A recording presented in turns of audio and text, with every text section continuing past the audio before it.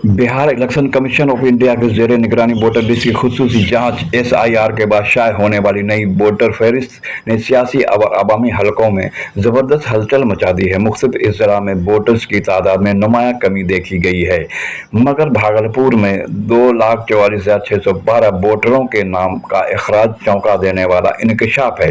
इस मामले में राष्ट्रीय जनता दल के सीनियर लीडर और नाथनगर असेंबली हलका के मारूफ अवामी नुमाइंदा मोहम्मद सिद्दीक उर्फ बबलू ने सख्त रद्द अमल जाहिर करते हुए कहा कि वोटर लिस्ट से इतनी बड़ी तादाद में नामों का अखराज महज तकनीकी गलती नहीं बल्कि जमहूरियत पर सीधा हमला है। उन्होंने सवाल उठाया है कि BLO ने किसी से डेथ सर्टिफिकेट मांगा, न हिजरत का कोई सरकारी सबूत, फिर आखिर किस बुनियाद पर लोगों के नाम हज़फ कर दिए गए। मोहम्मद सिद्दीक उर्फ बबलू का मानना है कि ये पूरा अमल एक मुनज़्ज़म सियासी साजिश का, इसके जरिए भारतीय जनता पार्टी को फ़ायदा पहुंचाने की कोशिश हो रही है। उन्होंने कहा कि ये अमल फ़िरका वाराना सफ़बंदी को हवा देकर जमहूरियत इक़्तिदार को पामाल करने की ख़तरनाक साजिश है, जिसे किसी कीमत पर कामयाब नहीं होने दिया जाएगा। उन्होंने कहा कि सेकुलर जमात के कारकुनान और अवाम इस नाइंसाफ़ी के खिलाफ मुत्तहिद होकर आवाज़ बुलंद करें। मोहम्मद सिद्दीक उर्फ बबलू ने दो टूक अल्फाज में कहा कि जमहूरियत के तहफ़्फ़ुज़ के लिए वो हर सतह पर जद्दोजहद जारी रखेंगे। देखिए आपके आवाज़ 22 के ख़ास रिपोर्ट कमर अमान के साथ। जिसका डर था वही आज सामने आ गया। हम अपने स्टेटमेंट में बराबर इस बात को कहा करते थे कि ये जो है पुनर्चुनाव आयोग के द्वारा जो पुनरीक्षण का कार्य करवाया जा रहा है, ये कहीं न कहीं सरकार की मिली भगत है। सरकार के ही प्रेशर में यह काम करवाया जा रहा है। ये बात हमने कई बार अपने बाइट में और अपने भाषण में ये रखा है।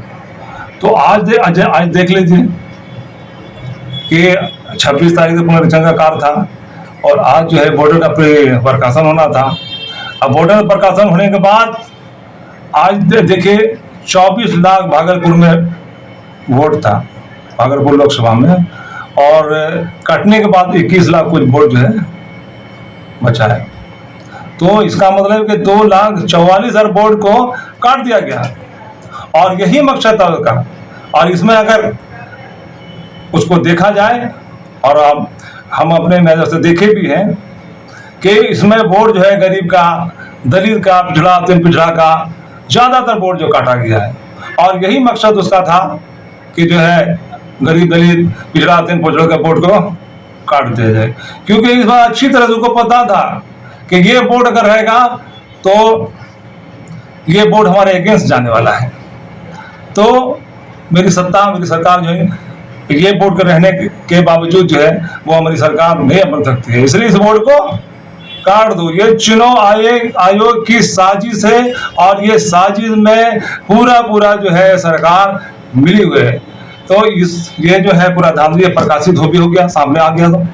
तो मैं जो है मांग करता हूं कि ये गलत जो है, ये गलत तानाशाही, इसको बर्दाश्त जो है यहाँ की जनता और विपक्ष के जितने नेता लोग हैं वो नहीं करेंगे। और मैं मांग ये करता हूं चुनाव आयोग से कि चुनाव आयोग, आप एक स्वतंत्र संस्था है, आप ईमानदारी के साथ काम कीजिए, लोगों के हक को मारने का काम नहीं कीजिए और इस काम को जो है जितना हो सके जल्द से रद्द कर दिया जाए। आप नाथनगर विधानसभा के राष्ट्रीय जनता दल के बड़े लीडर हैं, तो आपको आवाम को क्या मैसेज देना चाह रहे हैं? देखिए, मेरा आवाम को यह मैसेज है कि ये जो है ना, ये जो इलेक्शन को देखते हुए और 25 दिन के अंदर जो है पुनरीक्षण का कार्य जो चुनाव आयोग के द्वारा और पीछे से प्रेशर, सरकार का जो प्रेशर है, ये जो है करवा रही है, ये बिल्कुल गलत है। अगर इस तरह का अगर रद्द नहीं करता, आपको जो है आपको धरना प्रदर्शन का विरोध करना चाहिए। उसके बाद अगर सरकार नहीं मानती है तो उसका जो मकसद है कि हम जो है इलेक्शन कराने के बाद हम सत्ता में आएंगे, तो हम एक जनता से अनुरोध करते हैं कि इसके गलत सोच को जो है, उसको जो गलत सोच को आगे नहीं बढ़ने दें, उसके मकसद को कामयाब नहीं होने दें। तेजस्वी जी ने वोट का बहिष्कार करने के लिए भी कहा है, तो क्या कहेंगे? तो क्या करे, तेजस्वी ठीक ठाक बोल रहे हैं। अगर मान लीजिए चोरी का मकसद पहले ही बना लिया है कि हमको चोरी ही करना है, इलेक्शन का मतलब कुछ रहेगा ही नहीं, तो ठीक हमारे नेता बोलते हैं कि बहिष्कार कर दिया जाए। जब इलेक्शन निष्पक्ष होगा ही नहीं, चोरी का पूरा प्लानिंग कर लिया कि इसके जो वोट है इसको मेरे खिलाफ में जो जाने वाला वोट सब उसको काट दो, तो निश्चित रूप से जो है वो बेकार इलेक्शन का कोई मतलब नहीं रहा। अभी कुछ दिन पहले ही लोकसभा इलेक्शन हुआ, उसी वोटर आईडी पे हुआ है, तो क्या ये फर्जी था या जा करके?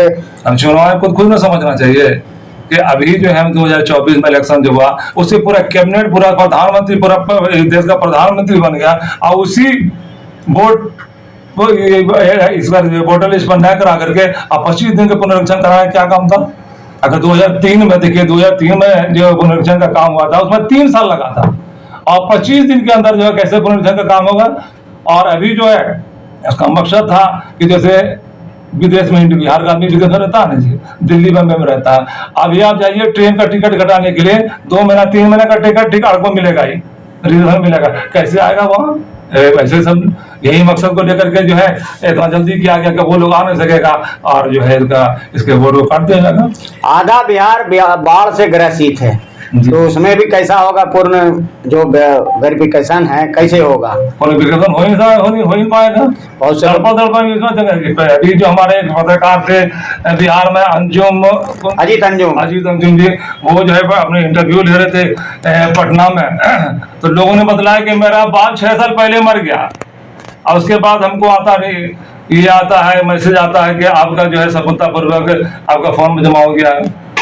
वो फॉर्म भरा नहीं और उसका मैसेज आता है कि फॉर्म भर गया, मतलब अपने मन में जैसे तैसे जो है उस फॉर्म को फिलअप कर दिया गया। नाथनगर विधानसभा एक महत्वपूर्ण विधानसभा है, फिर बिहार में एक हॉट सीट भी माना जा रहा है अभी चुनाव में, और कुछ जो विकास होना चाहिए जैसे कि और शिक्षा क्षेत्र में उसमें क्या मतलब बदलाव होना चाहिए नाथनगर के विकास के लिए, अगर आप उम्मीदवार हैं? और शिक्षा हर इंसान चाहता है, ये हर इंसान चाहता है कि दुनिया के जो सबसे ऊंची वाली मंजिल है कामयाबी की, वहां हम लोग पहुंचे हैं, और उसके लिए जो है उसके लिए शिक्षा बहुत जरूरी है। तो शिक्षा में जितना भी काम किया उससे ज्यादा कहीं शिक्षा में काम करने की जरूरत है, क्योंकि एक शिक्षित आदमी जो क्या होता है ना कि किसी भी क्षेत्र में जाएगा वो, तो वो अपने अपने परचम को जो कामयाबी के परचम को लगाएगा। इसलिए शिक्षा पर तो काम है लेकिन बहुत कमी है, शिक्षा पर पूरा जोर होना चाहिए। अपना परिचय? मेरा नाम मोहम्मद सिद्दीक है और हम राष्ट्रीय जनता दल के वरिष्ठ जिला उपाध्यक्ष हैं।